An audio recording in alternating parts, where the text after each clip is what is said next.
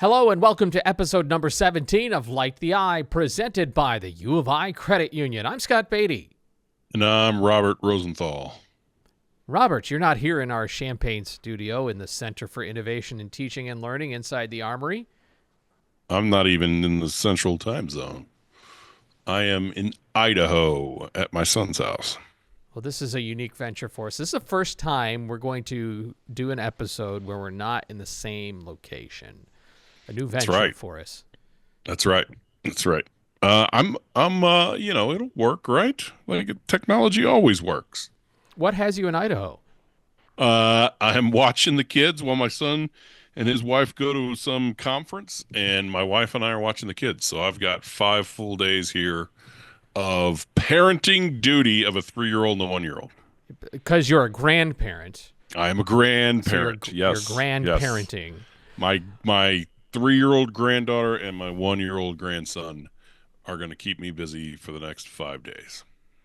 Well, I'm grateful that you have a little bit of time from chasing around the kiddos to talk about Illinois men's basketball getting a win over Washington and a huge Sunday game against Nebraska.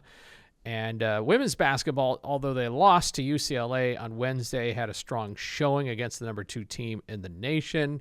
Our producer, Maisie Garrett, was there, so we will talk to her a little bit about that. And we got a couple of football items, including the schedule that dropped. So plenty of items here for us to get to on this edition of the pod. But before we do that, what do we have to do, Robert? Well, apparently I have to entrust you to be the first non-Robert person to light the eye. So, good luck with it. I hope you understand how to press buttons, and you are deputized to now light the eye. I did not go through any training, and I know that even you, a seasoned lighter of the eye, have had trouble lighting it in the past, particularly in Nashville after a Music City Bowl win. Yes, let's see if you can pull it off. All right, here we go. It's time to light the eye. Look at that. So easy.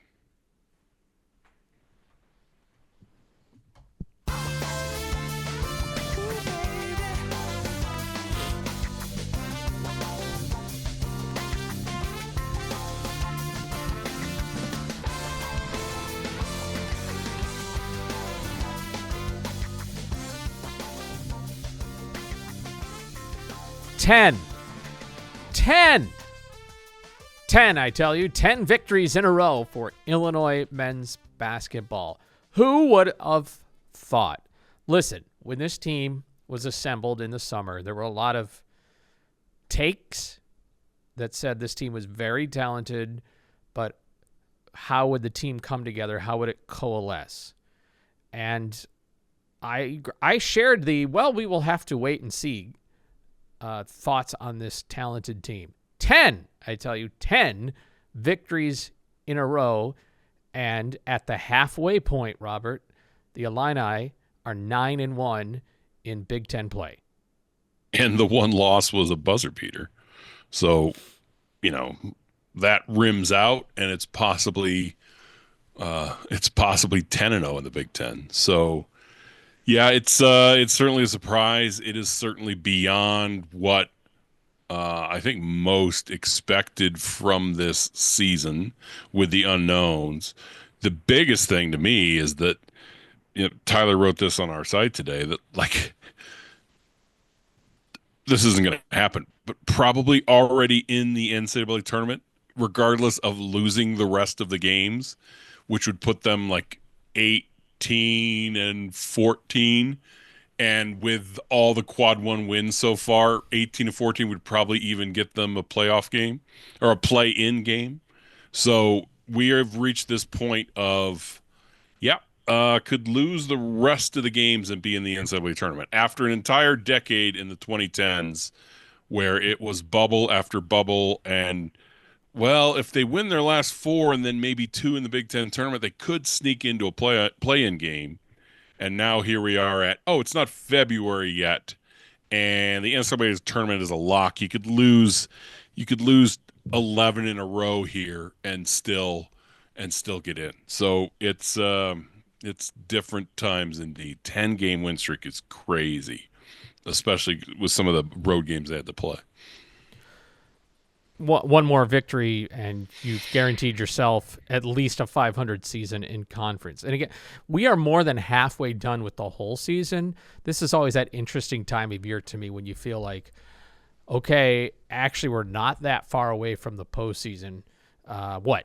6 weeks, 5 weeks if you're thinking Big Ten tournament, but you've only just completed half of a 20-game Big Ten schedule. So in one hand, you can start to see a little light at the end of the tunnel in terms of the calendar, but also from the basketball standpoint in your conference, you're at the halfway mark. But there are 4 teams that are, as we're recording this, 9-1 at the top of the conference.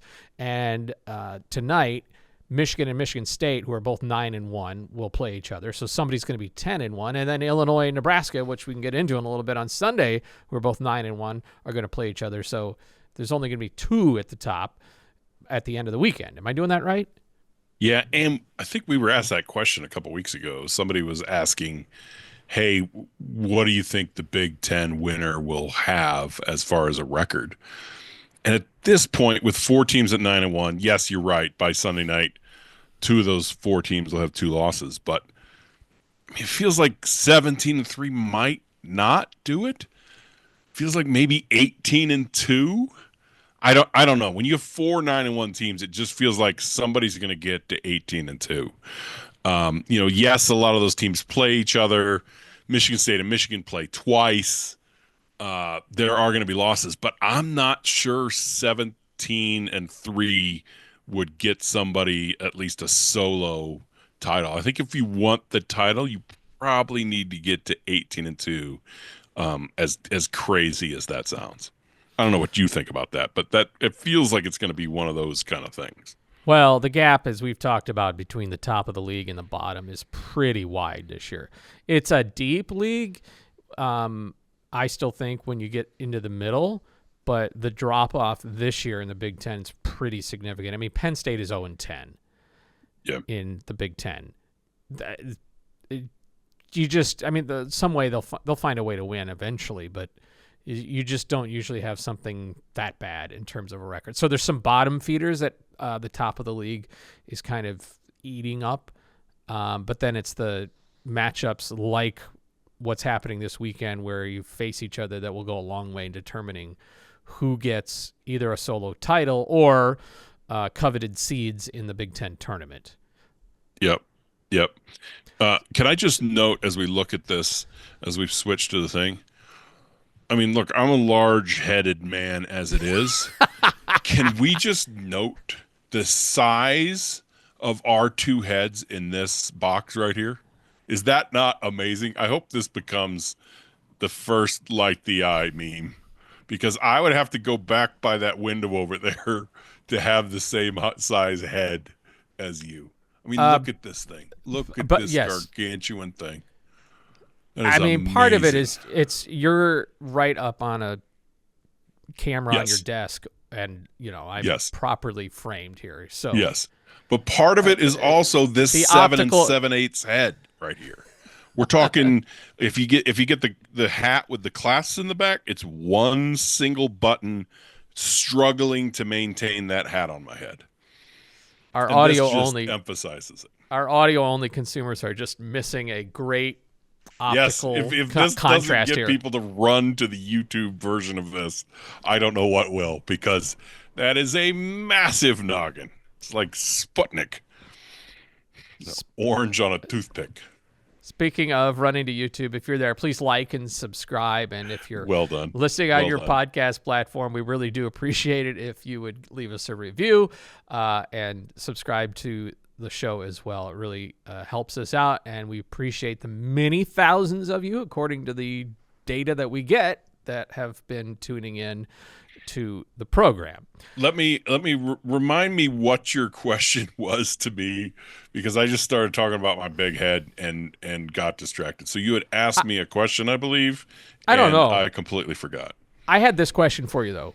Okay. Since you're in Idaho, mm-hmm. and you've had some family obligations there, you did not watch the Illinois-Washington game live. How did Yes, you I get was on a through it slight without? delay. I've done that. Oh, okay, only slight, but you have to kind of be very committed then to not what check your Phone social on Do Not media. Disturb. Okay. Yes. No Twitter during the entire game. Didn't. I don't think I. Oh, I think I opened. So I caught up. I caught up at halftime, Oh, but I wasn't that. But then I had to do something with my granddaughter, so I was behind again. So at halftime, I checked Twitter. I think I retweeted something Tyler had said. He was covering the game for the site. He was there.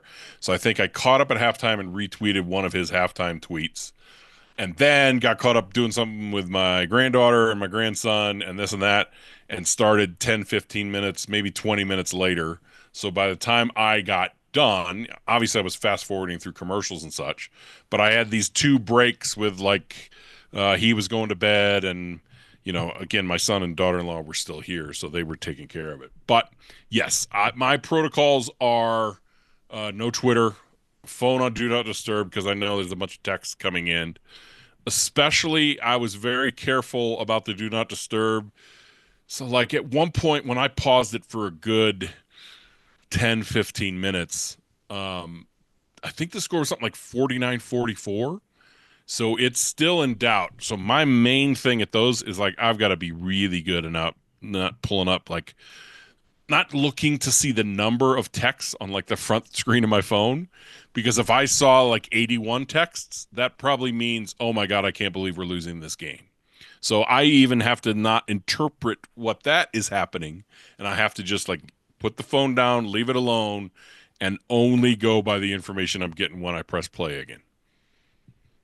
I have often wondered. I actually kind of don't text you during games sometimes because I know you're getting a million texts, Mm-hmm. and I don't know how to make mine stand out so that you respond to it.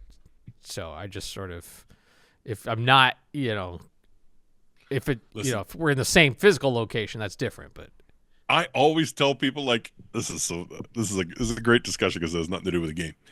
I always tell people like read receipts to me are the best thing that the iPhone does, because, and I will always leave read receipts on. You will know if I've read your text, right? And that way whether I'm too busy or I'm ignoring you, right? So or both. that's the best way to just, if people have texted me during a game and I'm not responding, go see if I read it, because I will save it until I can get to it. I'm not a like, oh, I'll just quick see if somebody's saying something and this and that. I'm very intentional about it. So I love the red receipts.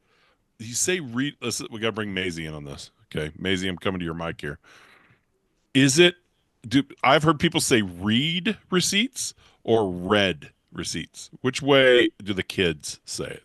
I am very much a red person, not read. Is that I because of feel like, like people say leave you on red yeah, because of that yeah, for phrase? sure. Yes. hmm So if you were to say, "Hey, I have read receipts on," you say, "I have read receipts on." I would say I have read receipts on, Mm-hmm. but that makes more sense to say I have read receipts on. Mm-hmm. That makes sense. This is an interesting debate we have settled on.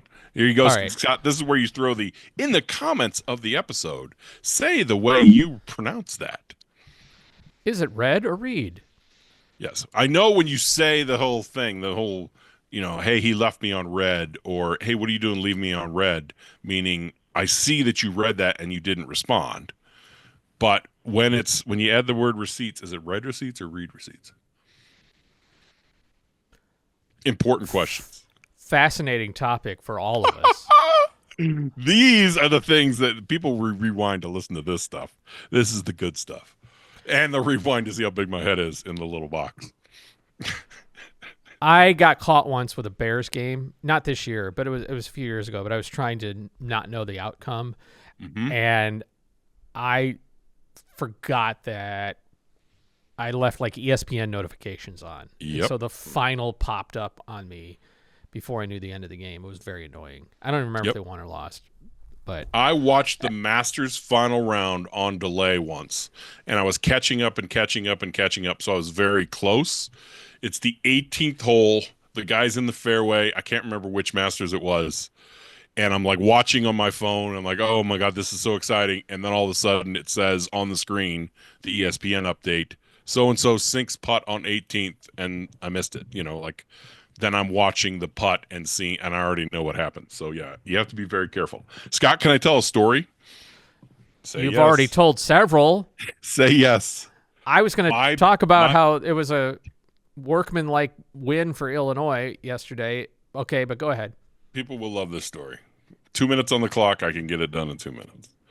The game that I did the best at not learning the outcome is the greatest game in Illinois basketball history. The 2005 Elite Eight game against Arizona. I was engaged at the time. I got married that May, so this is late March.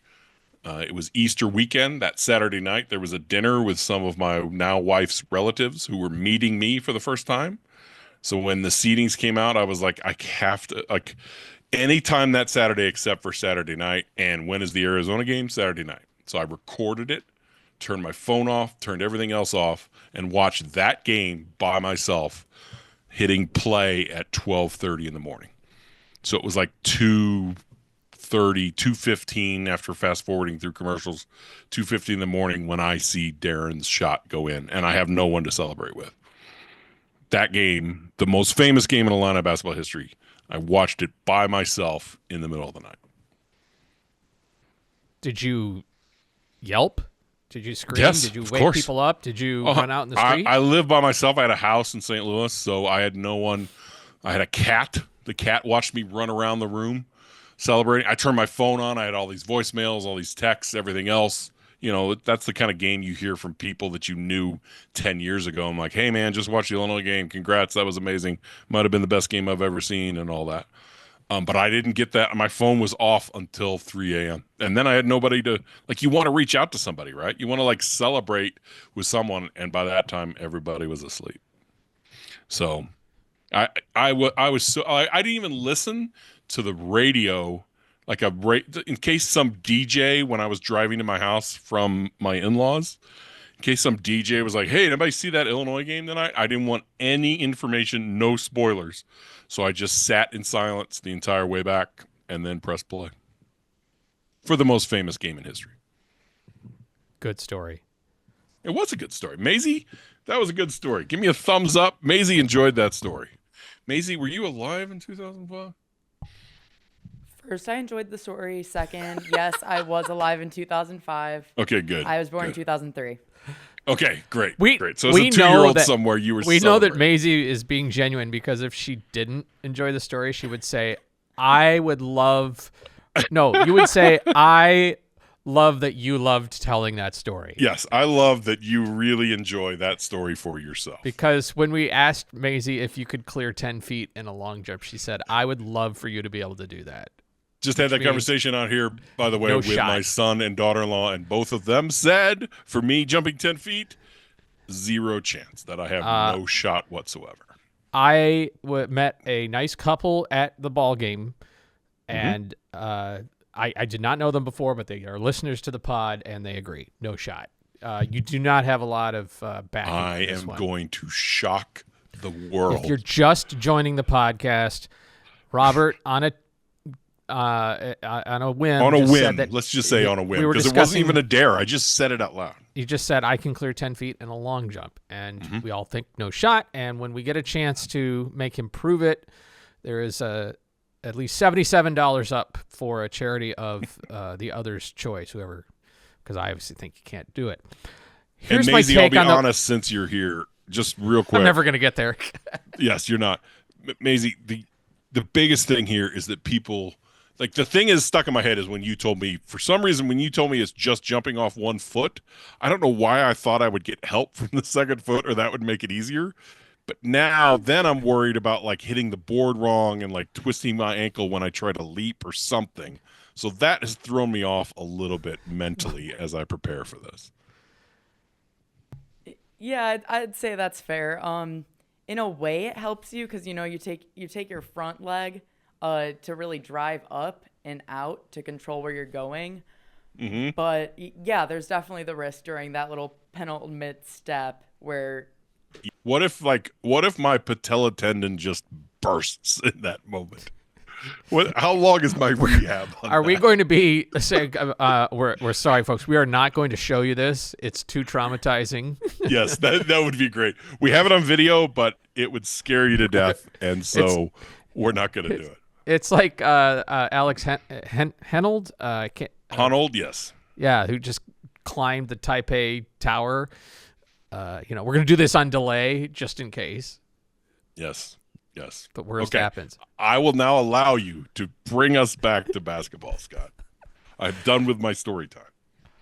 All I want to say is the win for Illinois over Washington. Look, Washington is kind of underperforming compared to some expectations for them this year. They were to be an improved team, and they've got injuries. They lost a player for the year, and it's just not been a great year for them. Illinois, on most any night, wins that game in terms of on paper matchup.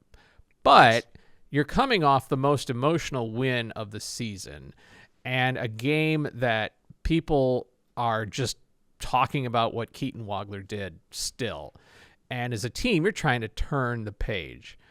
And it's sandwiched between that and Nebraska coming up.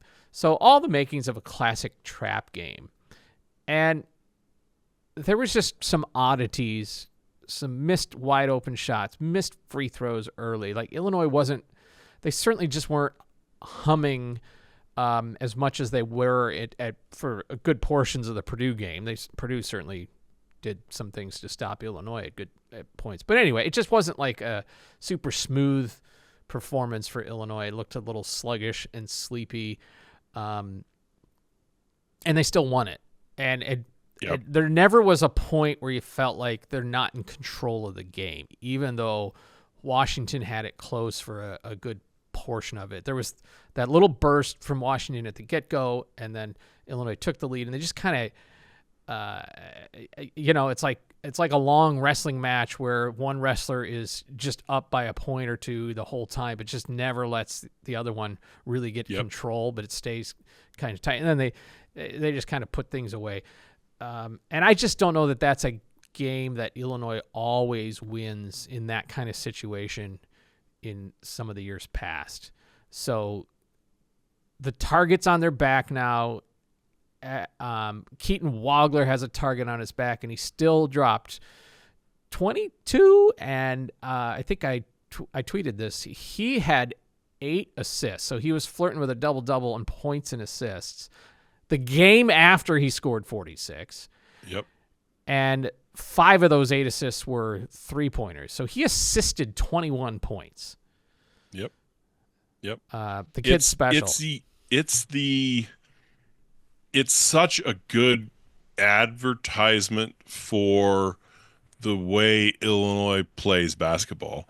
I tweeted this after the game. Well, after I finished watching the game, so it's probably a half hour, 20 minutes after the game, but there was that burst from Washington, end of the first half and beginning of the second half, where they couldn't miss. And it wasn't just couldn't miss. It was ball would hit the front of the rim, then the backboard, then the rim, and then fall in. They had so many shots that were like, it hit the front of the rim, bounced straight up in the air and fell through, very close to being misses. And so they couldn't miss. 13 of 16 during that stretch. And Illinois extended their lead across that stretch. How did Illinois extend their lead? They hit more threes and Washington hit more twos. Mm-hmm. And even though Illinois only shot 50%, Illinois was 11 for 20 across that stretch. Washington was 13 for 16. But Illinois, in that stretch, hit more threes than twos and got a lot of offensive rebounds. And they got a second chance and a third chance. And yes, Washington was rebounding the ball well, but what was it, 24-2 in second chance points or something like that? So even when your opponent is rebounding the ball, you can still use this style of, look, we miss threes, but when we miss them, we grab a ton of them. That's that clip that went viral with Underwood talking about how they try to rebound more than 40% of their missed threes with the positioning of their players going after rebounds. And so it is this constant Really difficult thing to overcome that Washington can even shoot 81% over a 12-minute stretch of the game and not cut in anymore to Illinois' lead in that exact stretch when they can't miss. Because Illinois is hitting the threes, and threes count more than two still to this day.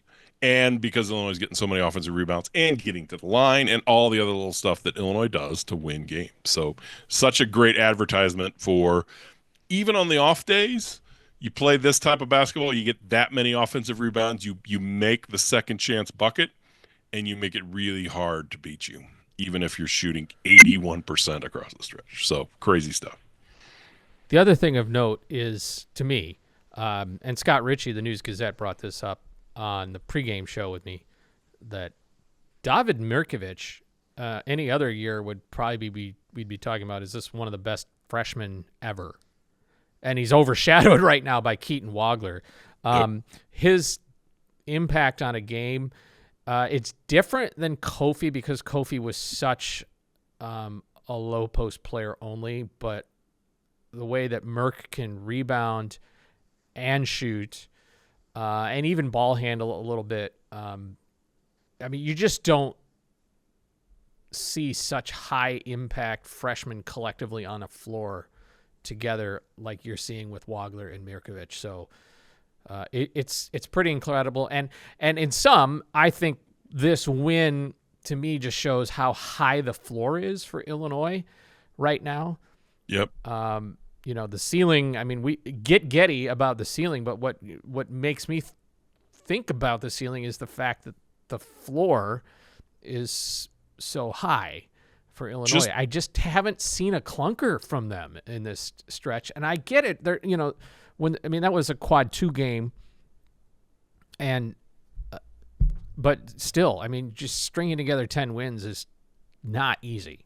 Just think if I told you in November, hey, in January, Tommy is going to be off. And he'll have a few hot stretches of shooting threes, but the Tommy we saw last year, it's just going to, but is he off? Missing.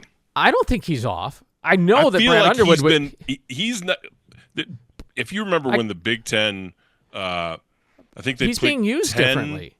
10 players for preseason player of the year, and Illinois fans went crazy that Tommy wasn't named one of the 10. Because everybody thought he's going to take a step forward and be the guy this year. This is Tommy's team. So many people thought he was headed for first team All Big Ten, that type of thing. I don't think we've seen exactly that. He hasn't been terrible, but he hasn't been that take a big step forward guy. But he hasn't been the player that was expected. And you also have Boswell gets injured. If I would have told you these things, hey, Petrovic's going to struggle so bad on defense that they're going to struggle to play him.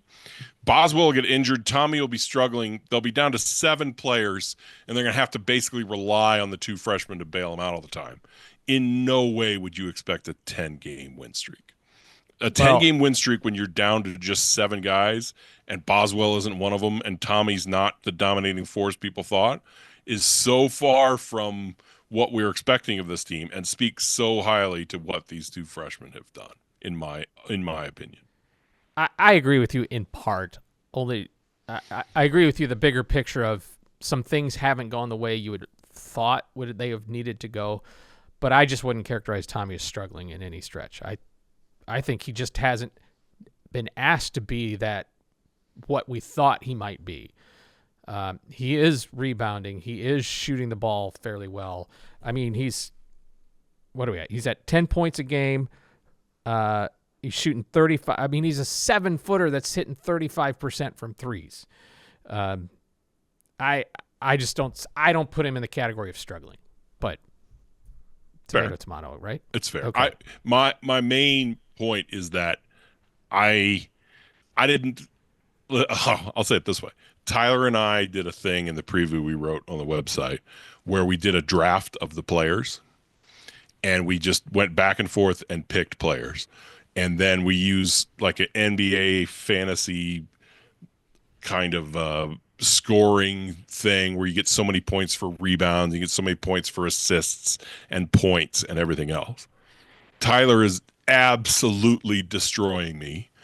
I am getting killed in this. I picked Kylan Boswell first, then he took Stojakovic and he took Tommy, and then I took Mirkovic and Petrovic because I thought Petrovic was going to be like the guy, the main point guard, this and that. That allowed him to get Wagler, and you can see why he's destroying me in all statistical categories. He also grabbed Big Z, and he gets all these points for all the blocks and everything else. So, By the way, at the 10 time, games in a we were row. thinking this is a Boswell, Well, Tommy, Stojakovic team. And right now it is because Boswell's injured, it is the two freshmen control what we do kind of team, and that's crazy. I never expected to be number 5 in Ken Palm when you're relying on Wagler and Mirkovic to do everything.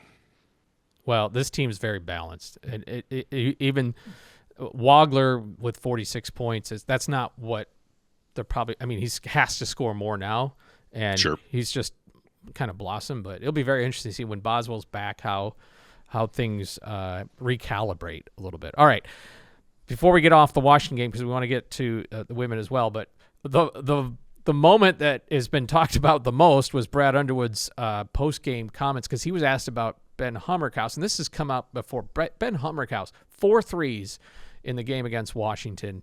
That's his most threes this year in a Big Ten game. His season high is 5, but he made 4. So he was huge off the bench, but he's also been hey, embrace my role, do the little things, and defend. So Brad Underwood was asked post-game about it, and here's what Brad Underwood said that's kind of making the rounds now. Last year, I'm not sure Ben could guard a dead man. And, I mean, probably would give up 20 to Izzo's mom last year. This year, he's guarding everybody and just doesn't make mistakes. So I'm Tom, don't get pissed and call me tonight when you see this, but I hear she's a hell of a player. Ben's phenomenal. And like I said, he does everything that he's supposed to do. So that comment is certainly gone viral, but it's not the first time that his mom has come up. Tom Izzo's mother, Dorothy, has come up. This was from a Fox broadcast a few games ago where they went in the huddle, and Izzo's going at one of his own players. You can't guard my mother. My mother. Run the offense through the ball. You did it. In case you missed it, he said, "Kerr, you can't guard my mother." My mother. So I don't think Tom Izzo should be calling Brad Underwood, because he apparently doesn't believe. He apparently uses it as motivation himself. Here's what I want to know. Could Tom Izzo's mom jump 10 feet in the long jump? That's what the people really want to know. Is she allowed to train? Is Maisie allowed to train her? I don't know. These are the questions. Or But will yeah, she on clear Ben- longer than you would? Yes. On Ben becoming a big piece, it's just more, we've seen this with Boswell. We've talked about it with other players. Terrence Shannon, the second year for a transfer seems to be this magical thing where first year you're adjusting to the new system you're in. We saw that from Shannon in 23. And then second year in that same system, you just blossom. And I think Ben is doing that. I have this theory that, like, after he made that crazy shot clock beating 3 at Purdue, now it's like, he had those 2 coming off screens last night where it was just turn and fire, and he made both of them. Maybe we've just needed to have, all right, Ben, you're not going to get open threes anymore. We're going to throw you the ball. Somebody's hand in your face, fading away, because you seem to hit about 70% of those, because he's been on fire with the difficult threes after earlier in the season missing a bunch of wide open, pass it around, hit him on the baseline, and he just would miss the 3. So more of that Ben Hummerkaus, pretty please, because that's a weapon. All right, let's turn our attention to women's basketball. They have been in a really tough stretch of the Big Ten schedule, and they battled against UCLA on Wednesday night, the number 2 team in the nation, and they lost. But they did not get run out of the gym, and I know that Shauna Green does not like moral victories. She would like real victories. But still, to me, it came off as impressive.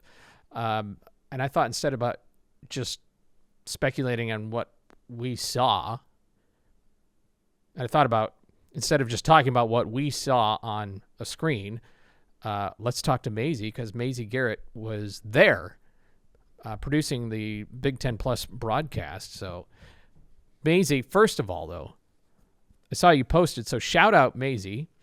By the way, our other producer, Ella, was the sideline reporter for that game. But Maisie, you were producing. But shout out to you because you were on the broadcast for a previous game. I think, was it the Northwestern game where you got honored as the call of the week for your work on the Illinois, was it the Northwestern game? Yes, it was the Northwestern game.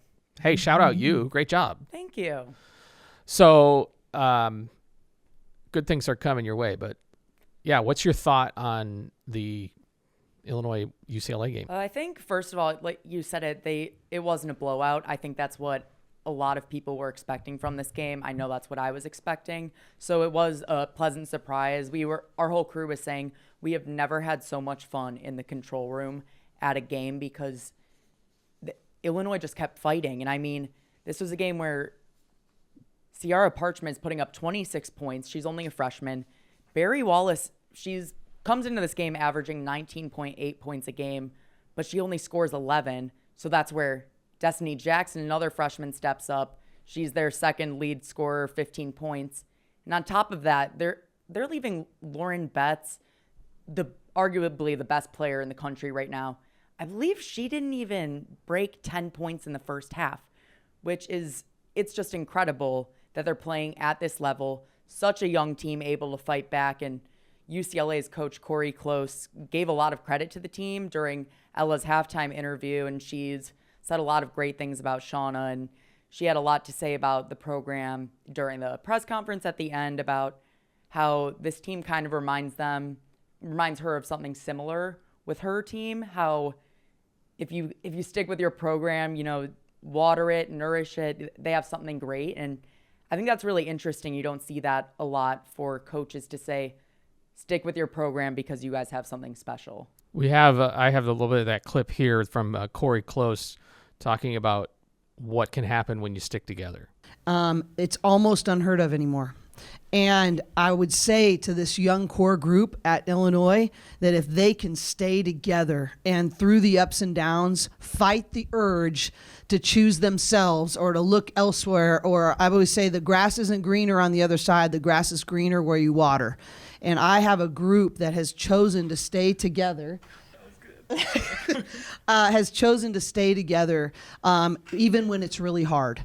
And you talk about Sienna, what she said about right now, it's not easy playing with all these players. And, she could have chosen a much more comfortable path. But if you're willing to step into the hard and learn from the experiences and the failures, let them help you fail forward, you can do something really special. And most people choose the easy way out when it gets hard.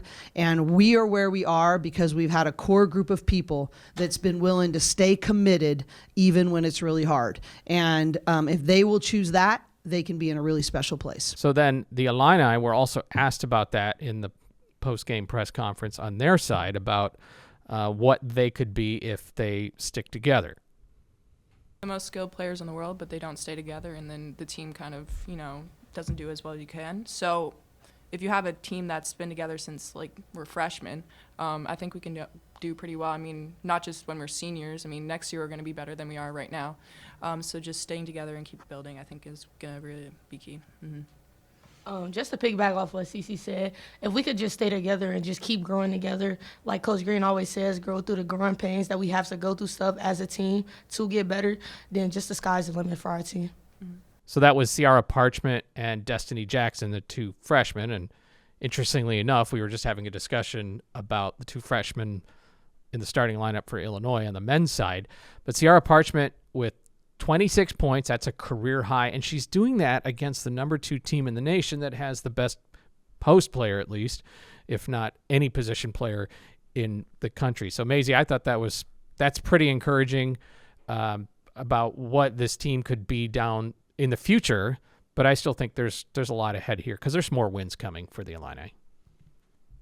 I mean, yeah, absolutely. And I think, coming off, what is this, her third freshman of the week at this point? Second? One of the two. But I think that this game could honestly secure another one coming up. I mean, a freshman, 26 points against the top 2 team in the country. How does that happen? I mean, Illinois is just on a lucky streak. And again, I'm lucky to be going to school here at this time. We've talked about it nonstop. I'm just grateful for this team. They're so much fun to watch too.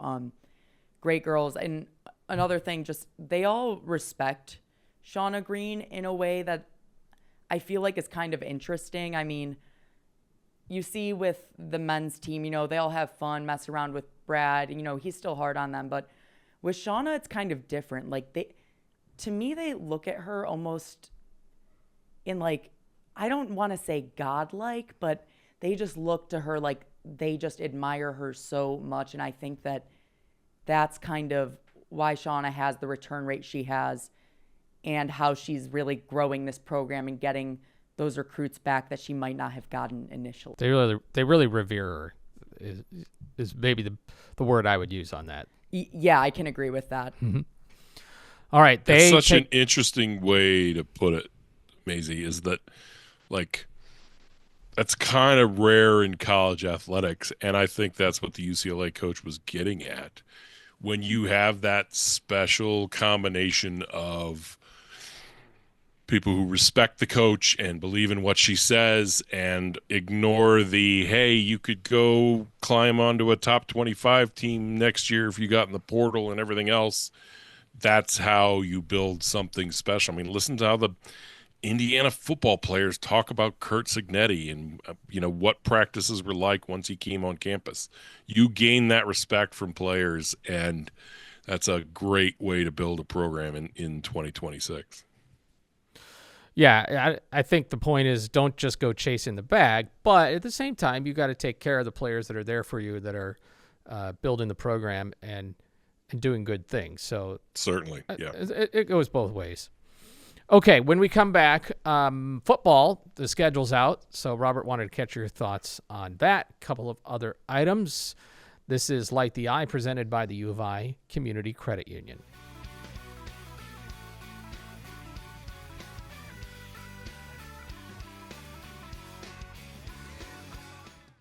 Schedule's out for Illinois football in 2026. We already knew the opponents and whether they'd be home or away, but Robert, now we know specific dates. And as I look at this schedule with a deep analysis, I see that there are some games at home and there's some games on the road, and that the schedule runs from September through November. Is there anything else to add to that? Deep analysis there, Scott. Way to go. No, UAB to start at September 5th, then Duke and the return game September 12th, and SIU September 19th. So 3 home games, 3 winnable games, in my opinion.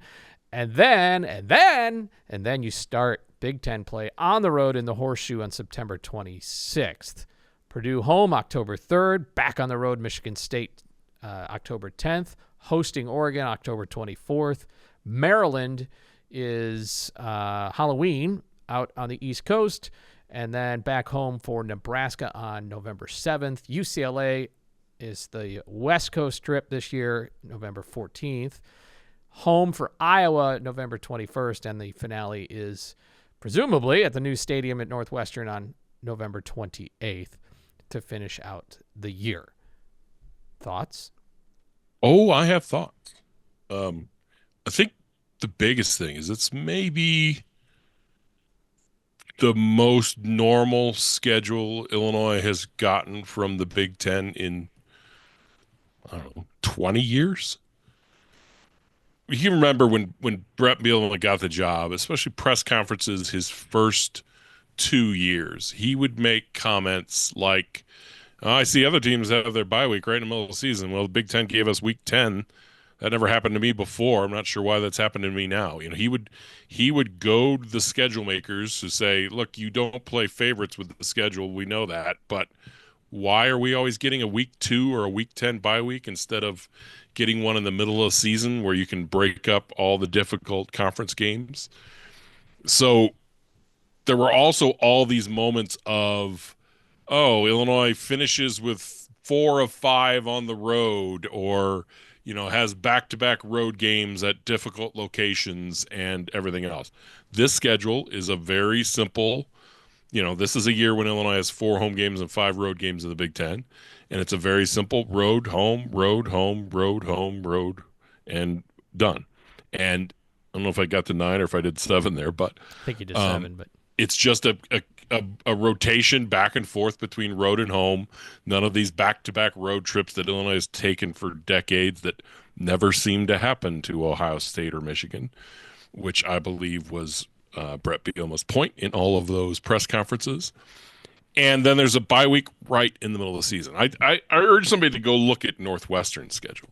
Northwestern's bye week is week 2, and then they have to play every single week until the end of the season.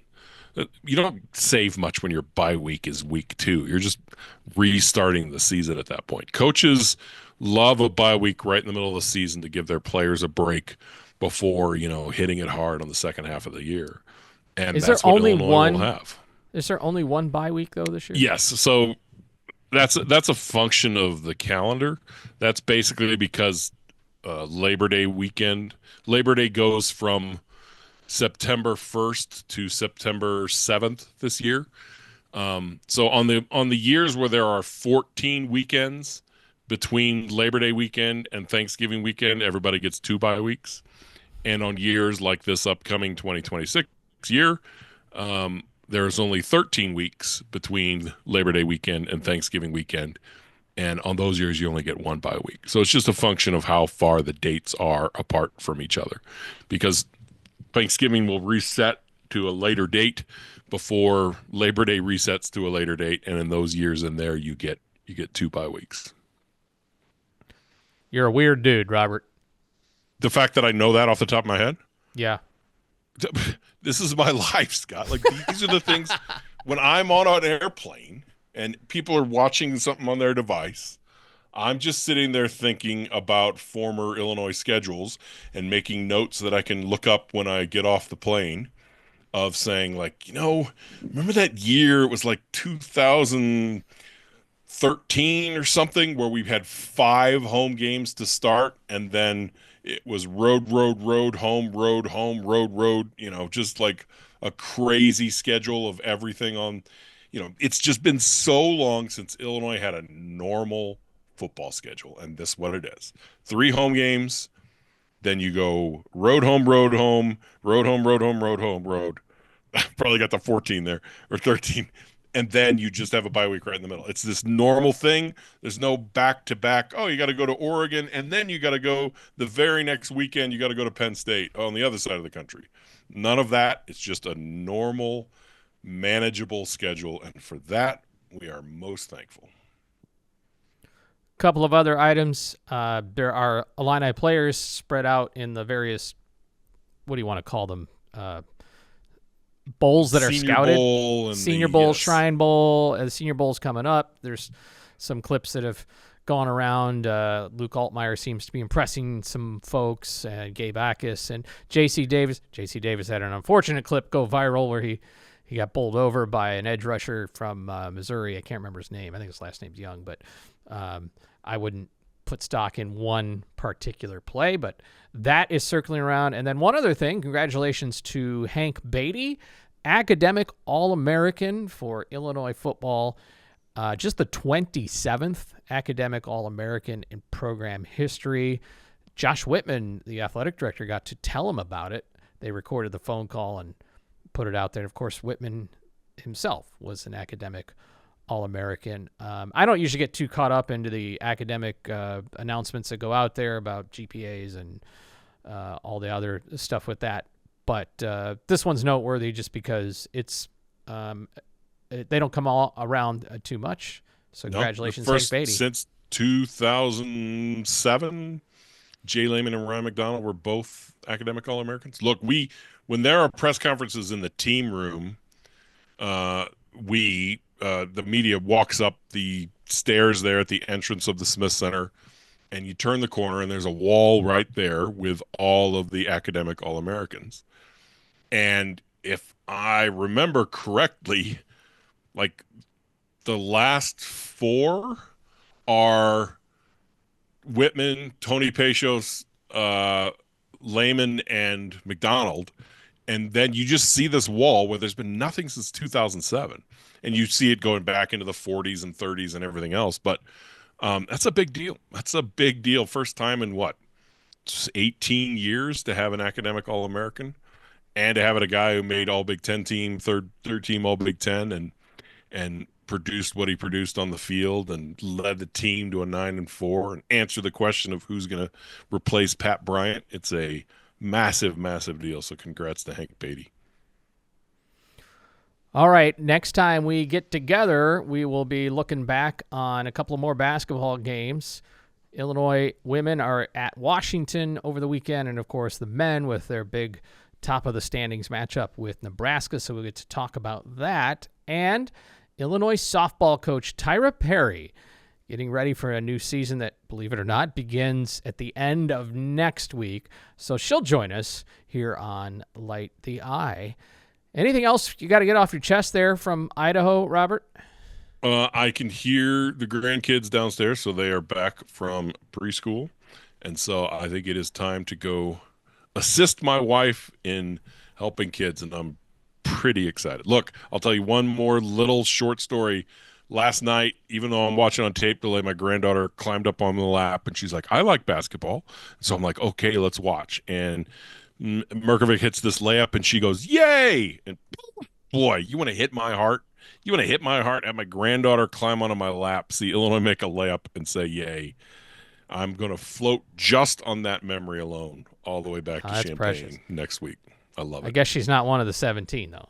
No, I guess so. She said she likes basketball, so we're going to lean this. I'm going to get her to learn Sierra Parchment's name and everything else, so it's going to be great. All right, thanks to Maisie Garrett for fine work as our producer and contributor on this program. Thanks to our hosts at the Center for Innovation in Teaching and Learning on the campus of the U of I here inside the Armory. For Robert Rosenthal, I'm Scott Beatty. We'll talk to you again next time when we light the eye.